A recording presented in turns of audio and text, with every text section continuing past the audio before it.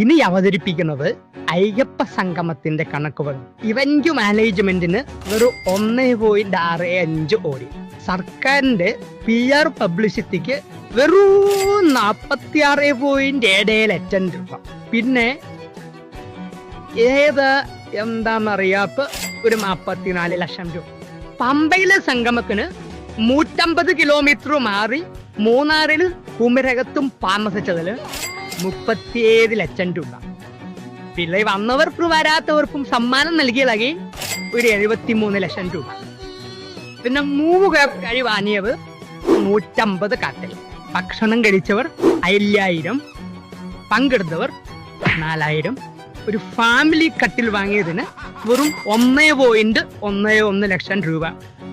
അതിലാരാ കടന്നതെന്ന് അയ്യപ്പൻ അറിയാം. In the house of my wife and daughter, you will not see any minute of the today. Get out house.